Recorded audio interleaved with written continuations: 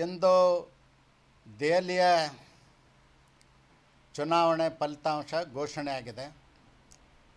2/3 ಮೆಜಾರಿಟಿಯಷ್ಟು ಬಹುಮತವನ್ನು ಸಾಧಿಸ್ತಕ್ಕಂಥ ದಾಪುಗಾಲನ್ನು ಭಾರತೀಯ ಜನತಾ ಪಕ್ಷದ ಅಭ್ಯರ್ಥಿಗಳು ಆಯ್ಕೆಯಾಗಿದ್ದಾರೆ. ನಾವು ಮೊಟ್ಟ ಮೊದಲಿಗೆ ಈ ದೇಶದ ಪ್ರಧಾನಮಂತ್ರಿಗಳಾಗಿರ್ತಕ್ಕಂಥ ನರೇಂದ್ರ ಮೋದಿಜಿಯವರಿಗೆ ಅಭಿನಂದನೆಗಳನ್ನು ಸಲ್ಲಿಸ್ತೀನಿ. ಅವರ ನಾಯಕತ್ವದಲ್ಲಿ ಸುಮಾರು 11 ವರ್ಷಗಳ ಕಾಲ ಈ ದೇಶದ ಪ್ರಧಾನಮಂತ್ರಿಯಾಗಿ ಅತ್ಯುತ್ತಮ ಆಡಳಿತವನ್ನು ಮಾಡಿದ್ದರ ಪರಿಣಾಮ ಇವತ್ತು ದೆಹಲಿಯಲ್ಲಿ ಭಾರತೀಯ ಜನತಾ ಪಕ್ಷ ಅಧಿಕಾರಕ್ಕೆ ಬರ್ತಾಯಿದೆ. ಸ್ವಾತಂತ್ರ್ಯ ಬಂದು 75 ವರ್ಷದ ಇತಿಹಾಸದಲ್ಲಿ ಕೇಜ್ರಿವಾಲ ಅಂತಕ್ಕಂಥ ಒಬ್ಬ ವ್ಯಕ್ತಿ ಆಮ್ ಆದ್ಮಿ ಪಕ್ಷ ಅಂತೇಳಿ ಹುಟ್ಟು ಹಾಕಿ ದೇಶದ ಚುನಾವಣೆ ವ್ಯವಸ್ಥೆಯನ್ನೇ ಬುಡ್ಮೋಲ್ ಮಾಡಿರ್ತಕ್ಕಂಥವ್ರು. ಸುಳ್ಳು ಆಶ್ವಾಸನೆಗಳನ್ನು ನೀಡಿ ಪುಕ್ಕಟೆ ಯೋಜನೆಗಳನ್ನು ಜಾರಿ ಮಾಡ್ತೀನಿ ಅಂಥೇಳಿ ಜನರ ಮನಸ್ಸನ್ನು ಕದ್ದಂಥ ಒಬ್ಬ ಮಹಾ ದ್ರೋಹಿ ಅವರು. ನಾನು ಯಾಕೆ ಆ ಶಬ್ದ ಬಳಸ್ತೀನಿ ಅಂದ್ರೆ, ದೇಶದ ಚುನಾವಣೆ ಭಾಳ ಪಾರದರ್ಶಕವಾಗಿ ವ್ಯವಸ್ಥಿತವಾಗಿ ನಡೆದು ಬಂದಂಥದ್ದನ್ನು ಅಧಿಕಾರದ ದುರಾಸೆಗಾಗಿ ಅವರು ನೀರು ಪುಕ್ಕಟ್ಟೆ ಕೊಡ್ತೀನಿ, ವಿದ್ಯುತ್ ಪುಕ್ಕಟ್ಟೆ ಕೊಡ್ತೀನಿ, ಬಸ್ ಪುಕ್ಕಟ್ಟೆ ಕೊಡ್ತೀನಿ, ಅಕ್ಕಿ ಕೊಡ್ತೀನಿ, ಬ್ಯಾಳೆ ಪುಕ್ಕಟ್ಟೆ ಕೊಡ್ತೀನಿ ಅಂಥೇಳಿ ಬಡವರ ಮನಸ್ಸನ್ನು ಕದ್ದಂಥವ್ರು. ಬಡವರಿಗೆ ಆಸೆ ಹಚ್ಚಿ ಓಟ್ ಪಡೆದು ದುರಾಡಳಿತವನ್ನು ಮಾಡಿ 10 ವರ್ಷದಲ್ಲಿ ಇಡೀ ಪ್ರಪಂಚದಲ್ಲಿ ಯಾವುದೇ ಸರ್ಕಾರ ಮಾಡದೇ ಇರುವಷ್ಟು ಭ್ರಷ್ಟಾಚಾರ ಮಾಡಿ ಜೈಲಿಗೆ ಹೋಗಿ ಜೈಲಲ್ಲಿದ್ದರೂ ಕೂಡ ಅವರು ರಾಜೀನಾಮೆ ಕೊಡಲಿಲ್ಲ. ಸಂವಿಧಾನದ ಆಶಯಕ್ಕೆ ಅನುಗುಣವಾಗಿ ರಾಜೀನಾಮೆ ಕೊಟ್ಟು ಅವರು ಜೈಲಿಗೆ ಹೋಗಬೇಕಾಗಿತ್ತು ಶಿಕ್ಷೆ ಘೋಷಣೆ ಆದಾಗ. ಅದನ್ನು ಮಾಡಲಿಲ್ಲ. ಅವರು ಲಜ್ಜೆಗಟ್ಟು ಜೈಲಿನಲ್ಲೇ ಕೂತು ಆಡಳಿತ ಮಾಡ್ತೀನಿ ಅಂಥೇಳಿ ಮಾಡಿದಂಥ ಒಬ್ಬ ಸಂವಿಧಾನದ ದ್ರೋಹಿ ಅವರು. ಇವತ್ತು ಜನ ಅವರಿಗೆ ಸರಿಯಾದಂಥ ಪಾಠವನ್ನು ಕಲಿಸಿದ್ದಾರೆ. ನಾವು ಜನನೂ ಅರ್ಥ ಮಾಡ್ಕೊಳ್ಬೇಕು. ದೆಹಲಿ ಸರ್ಕಾರ ಅಂದರೆ, ಕೇಂದ್ರಾಡಳಿತ ಪ್ರದೇಶ ಅಂದರೆ ಒಂದು ಮಹಾನಗರ ಪಾಲಿಕೆ. ಅದು ಮಹಾನಗರ ಪಾಲಿಕೆಯ ವ್ಯಾಪ್ತಿಯಲ್ಲಿ ಆಡಳಿತ. ಅಲ್ಲಿ ನೀರಾವರಿ ಯೋಜನೆಗಳಿರೋದಿಲ್ಲ, ವಿದ್ಯುತ್ ಯೋಜನೆಗಳಿರೋದಿಲ್ಲ, ಗ್ರಾಮೀಣ ಅಭಿವೃದ್ಧಿ ಪಂಚಾಯತ್ ರಾಜ್ಯ ವ್ಯವಸ್ಥೆ ಇರೋದಿಲ್ಲ. ಯಾವುದೇ ಜವಾಬ್ದಾರಿ ಇಲ್ಲದೇ ಅತಿ ಹೆಚ್ಚು ಅಂದ್ರೆ ಮಧ್ಯಮವರ್ತಿಗಳಿರ್ತಕ್ಕಂಥ ಊರದು, ಮಧ್ಯಮ ವರ್ಗದ ಆದಾಯ ಜನ ಇರ್ತಕ್ಕಂಥ ಊರದು. ಅಲ್ಲಿ ಹೆಚ್ಚು ಟ್ಯಾಕ್ಸ್ ಬರ್ತದೆ, ಆದಾಯ ಬರ್ತದೆ ಸರ್ಕಾರಕ್ಕೆ. ಅದನ್ನು ತಗೊಂಡು ದೆಹಲಿ ಸುಧಾರಣೆ ಮಾಡಬೇಕಾಗಿತ್ತು. ಅಲ್ಲಿ ಓಡಾಡುವಂಥ ಪರಿಸ್ಥಿತಿ ಇಲ್ಲ. ನಾನು ಒಂದು ಕ್ಷೇತ್ರಕ್ಕೆ ನನಗೂ ಹಾಕಿದ್ರು, ಚುನಾವಣೆ ಪ್ರಚಾರಕ್ಕೆ ಹೋಗಿದ್ದೆ. ಓಡಾಡುವಂಥ ಪರಿಸ್ಥಿತಿ ಇಲ್ಲ. ಬಡಬಗ್ಗರು ರಸ್ತೆ ಮೇಲೆ ಇದ್ದಾರೆ.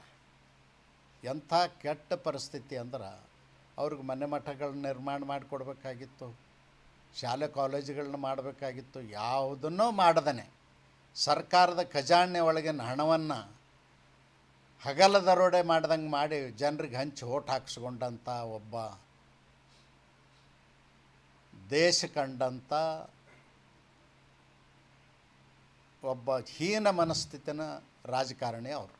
ಅದಕ್ಕೆ ನಾನು ಈ ಸಂದರ್ಭದಲ್ಲಿ ಇಷ್ಟೇ ಹೇಳಲಿಕ್ಕೆ ಬಯಸ್ತೇನೆ, ಇವತ್ತು ದೇಶದ ಜನ ಜಾಗೃತರಾಗಿ ಅವರಿಗೆ ಪಾಠವನ್ನು ಕಲಿಸ್ತಕ್ಕಂಥ ಕೆಲಸ ಮಾಡಿದ್ದಾರೆ. ಮತ್ತು ದೇಶಕ್ಕೊಂದು ಕೆಟ್ಟ ಪರಿಸ್ಥಿತಿಯನ್ನು ತಂದು ಒಡ್ಡಿದವರು. ಯಾಕಂದ್ರೆ ಕೇಜ್ರಿವಾಲ ಪುಕ್ಕಟ್ಟೆ ಕೊಟ್ಟು ದೆಹಲಿಯಲ್ಲಿ ಗೆದ್ದರು, ಕೇಜ್ರಿವಾಲ ಪುಕ್ಕಟ್ಟೆ ಕೊಟ್ಟು ಪಂಜಾಬ್ದಲ್ಲಿ ಗೆದ್ದರು, ಕರ್ನಾಟಕದಲ್ಲಿಯೂ ಕೂಡ ಕಾಂಗ್ರೆಸ್ನವ್ರನ್ನ ಅವ್ರನ್ನ ಅನುಸರಿಸ್ಕೊಂಡು ಹೋಗಿ ಅವರು ಪುಕ್ಕಟ ಕೊಡ್ತೀವಿ ಅಂಥೇಳಿ ಪುಕ್ಕಟ ಕೊಟ್ಟು ಗೆದ್ದಿರ್ತಕ್ಕಂಥದ್ದು ಇದೊಂದು ಕೆಟ್ಟ ಸಂಪ್ರದಾಯ. ಈ ಸಂಪ್ರದಾಯಕ್ಕೆ ತಿಲಾಂಜಲಿ ಹಾಡಬೇಕಾಗ್ತದೆ. ಹೆಂಗೆ ನಮ್ಮ ಪೂರ್ವಜರು ಪಾರದರ್ಶಕವಾಗಿ 1952ರಿಂದ ಚುನಾವಣೆಗಳನ್ನ ಮಾಡಿದ್ದಾರೆ, ಆ ರೀತಿ ಚುನಾವಣೆಗಳು ನಡಿಬೇಕು ಅನ್ನೋದು ಜನರ ಆಶಯ ಅಂತಕ್ಕಂಥದ್ದು ದೆಹಲಿ ಚುನಾವಣೆ ಮೂಲಕ ಇವತ್ತು ಸಾಬೀತಾಗಿದೆ. ಇಂದು ದೆಹಲಿಯ ಚುನಾವಣೆ ಫಲಿತಾಂಶ ಘೋಷಣೆ ಆಗಿದೆ. 2/3 ಮೆಜಾರಿಟಿಯಷ್ಟು ಬಹುಮತವನ್ನು ಸಾಧಿಸ್ತಕ್ಕಂಥ ದಾಪುಗಾಲನ್ನು ಭಾರತೀಯ ಜನತಾ ಪಕ್ಷದ ಅಭ್ಯರ್ಥಿಗಳು ಆಯ್ಕೆಯಾಗಿದ್ದಾರೆ. ನಾವು ಮೊಟ್ಟ ಮೊದಲಿಗೆ ಈ ದೇಶದ ಪ್ರಧಾನಮಂತ್ರಿಗಳಾಗಿರ್ತಕ್ಕಂಥ ನರೇಂದ್ರ ಮೋದಿಜಿಯವರಿಗೆ ಅಭಿನಂದನೆಗಳನ್ನು ಸಲ್ಲಿಸ್ತೀನಿ. ಅವರ ನಾಯಕತ್ವದಲ್ಲಿ ಸುಮಾರು 11 ವರ್ಷಗಳ ಕಾಲ ಈ ದೇಶದ ಪ್ರಧಾನಮಂತ್ರಿಯಾಗಿ ಅತ್ಯುತ್ತಮ ಆಡಳಿತವನ್ನು ಮಾಡಿದ್ದರ ಪರಿಣಾಮ ಇವತ್ತು ದೆಹಲಿಯಲ್ಲಿ ಭಾರತೀಯ ಜನತಾ ಪಕ್ಷ ಅಧಿಕಾರಕ್ಕೆ ಬರ್ತಾಯಿದೆ. ಸ್ವಾತಂತ್ರ್ಯ ಬಂದು 75 ವರ್ಷದ ಇತಿಹಾಸದಲ್ಲಿ ಕೇಜ್ರಿವಾಲ ಅಂತಕ್ಕಂಥ ಒಬ್ಬ ವ್ಯಕ್ತಿ ಆಮ್ ಆದ್ಮಿ ಪಕ್ಷ ಅಂತೇಳಿ ಹುಟ್ಟು ಹಾಕಿ ದೇಶದ ಚುನಾವಣೆ ವ್ಯವಸ್ಥೆಯನ್ನೇ ಬುಡ್ಮೋಲ್ ಮಾಡಿರ್ತಕ್ಕಂಥವ್ರು. ಸುಳ್ಳು ಆಶ್ವಾಸನೆಗಳನ್ನು ನೀಡಿ ಪುಕ್ಕಟೆ ಯೋಜನೆಗಳನ್ನು ಜಾರಿ ಮಾಡ್ತೀನಿ ಅಂಥೇಳಿ ಜನರ ಮನಸ್ಸನ್ನು ಕದ್ದಂಥ ಒಬ್ಬ ಮಹಾ ದ್ರೋಹಿ ಅವರು. ನಾನು ಯಾಕೆ ಆ ಶಬ್ದ ಬಳಸ್ತೀನಿ ಅಂದ್ರೆ, ದೇಶದ ಚುನಾವಣೆ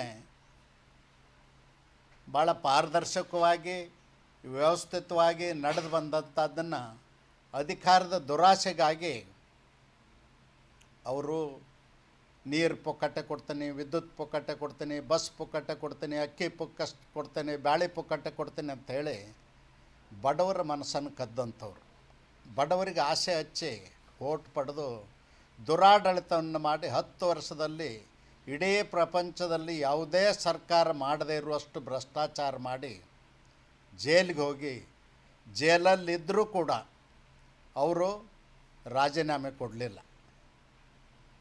ಸಂವಿಧಾನದ ಆಶಯಕ್ಕೆ ಅನುಗುಣವಾಗಿ ರಾಜೀನಾಮೆ ಕೊಟ್ಟು ಅವರು ಜೈಲಿಗೆ ಹೋಗಬೇಕಾಗಿತ್ತು ಶಿಕ್ಷೆ ಘೋಷಣೆ ಆದಾಗ.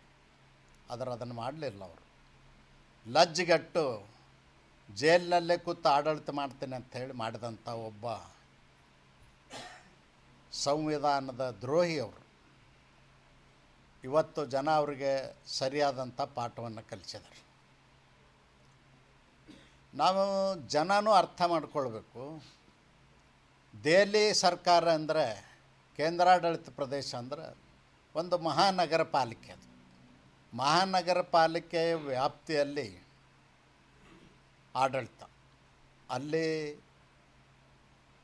ನೀರಾವರಿ ಯೋಜನೆಗಳಿರೋದಿಲ್ಲ, ವಿದ್ಯುತ್ ಯೋಜನೆಗಳಿರೋದಿಲ್ಲ, ಗ್ರಾಮೀಣ ಅಭಿವೃದ್ಧಿ ಪಂಚಾಯತ್ ರಾಜ್ಯ ವ್ಯವಸ್ಥೆ ಇರೋದಿಲ್ಲ. ಯಾವುದೇ ಜವಾಬ್ದಾರಿ ಇಲ್ಲದೇ ಅತಿ ಹೆಚ್ಚು ಅಂದ್ರೆ ಮಧ್ಯಮವರ್ತಿಗಳಿರ್ತಕ್ಕಂಥ ಊರದು, ಮಧ್ಯಮ ವರ್ಗದ ಆದಾಯ ಜನ ಇರ್ತಕ್ಕಂಥ ಊರದು. ಅಲ್ಲಿ ಹೆಚ್ಚು ಟ್ಯಾಕ್ಸ್ ಬರ್ತದೆ, ಆದಾಯ ಬರ್ತದೆ ಸರ್ಕಾರಕ್ಕೆ. ಅದನ್ನು ತಗೊಂಡು ದೆಹಲಿ ಸುಧಾರಣೆ ಮಾಡಬೇಕಾಗಿತ್ತು. ಅಲ್ಲಿ ಓಡಾಡುವಂಥ ಪರಿಸ್ಥಿತಿ ಇಲ್ಲ. ನಾನು ಒಂದು ಕ್ಷೇತ್ರಕ್ಕೆ ನನಗೂ ಹಾಕಿದ್ರು, ಚುನಾವಣೆ ಪ್ರಚಾರಕ್ಕೆ ಹೋಗಿದ್ದೆ. ಓಡಾಡುವಂಥ ಪರಿಸ್ಥಿತಿ ಇಲ್ಲ. ಬಡಬಗ್ಗರು ರಸ್ತೆ ಮೇಲೆ ಇದ್ದಾರೆ. ಎಂಥ ಕೆಟ್ಟ ಪರಿಸ್ಥಿತಿ ಅಂದ್ರೆ, ಅವ್ರಿಗೆ ಮನೆ ಮಠಗಳನ್ನ ನಿರ್ಮಾಣ ಮಾಡಿಕೊಡ್ಬೇಕಾಗಿತ್ತು, ಶಾಲೆ ಕಾಲೇಜುಗಳನ್ನ ಮಾಡಬೇಕಾಗಿತ್ತು. ಯಾವುದನ್ನೂ ಮಾಡದೇ ಸರ್ಕಾರದ ಖಜಾನೆ ಒಳಗಿನ ಹಣವನ್ನು ಹಗಲ ದರೋಡೆ ಮಾಡ್ದಂಗೆ ಮಾಡಿ ಜನರಿಗೆ ಹಂಚಿ ಓಟ್ ಹಾಕ್ಸ್ಕೊಂಡಂಥ ಒಬ್ಬ ದೇಶ ಕಂಡಂಥ ಒಬ್ಬ ಹೀನ ಮನಸ್ಥಿತಿನ ರಾಜಕಾರಣಿ ಅವರು. ಅದಕ್ಕೆ ನಾನು ಈ ಸಂದರ್ಭದಲ್ಲಿ ಇಷ್ಟೇ ಹೇಳಲಿಕ್ಕೆ ಬಯಸ್ತೇನೆ, ಇವತ್ತು ದೇಶದ ಜನ ಜಾಗೃತರಾಗಿ ಅವರಿಗೆ ಪಾಠವನ್ನು ಕಲಿಸ್ತಕ್ಕಂಥ ಕೆಲಸ ಮಾಡಿದ್ದಾರೆ. ಮತ್ತು ದೇಶಕ್ಕೊಂದು ಕೆಟ್ಟ ಪರಿಸ್ಥಿತಿಯನ್ನು ತಂದು ಒಡ್ಡಿದವರು. ಯಾಕಂದ್ರೆ ಕೇಜ್ರಿವಾಲ ಪುಕ್ಕಟ್ಟು ಕೊಟ್ಟು ದೆಹಲಿಯಲ್ಲಿ ಗೆದ್ದರು, ಕೇಜ್ರಿವಾಲ ಪುಕ್ಕಟ್ಟು ಕೊಟ್ಟು ಪಂಜಾಬ್ದಲ್ಲಿ ಗೆದ್ದರು, ಕರ್ನಾಟಕದಲ್ಲಿಯೂ ಕೂಡ ಅವ್ರನ್ನ ಅನುಸರಿಸ್ಕೊಂಡು ಹೋಗಿ ಅವರು ಪುಕ್ಕಟ್ಟು ಕೊಡ್ತೀವಿ ಅಂಥೇಳಿ ಪುಕ್ಕಟ್ಟು ಕೊಟ್ಟು ಗೆದ್ದಿರ್ತಕ್ಕಂಥದ್ದು ಇದೊಂದು ಕೆಟ್ಟ ಸಂಪ್ರದಾಯ. ಈ ಸಂಪ್ರದಾಯಕ್ಕೆ ತಿಲಾಂಜಲಿ ಹಾಡಬೇಕಾಗ್ತದೆ. ಹೆಂಗೆ ನಮ್ಮ ಪೂರ್ವಜರು ಪಾರದರ್ಶಕವಾಗಿ 1952ರಿಂದ ಚುನಾವಣೆಗಳನ್ನ ಮಾಡಿದ್ದಾರೆ, ಆ ರೀತಿ ಚುನಾವಣೆಗಳು ನಡಿಬೇಕು ಅನ್ನೋದು ಜನರ ಆಶಯ ಅಂತಕ್ಕಂಥದ್ದು ದೆಹಲಿ ಚುನಾವಣೆ ಮೂಲಕ ಇವತ್ತು ಸಾಬೀತಾಗಿದೆ.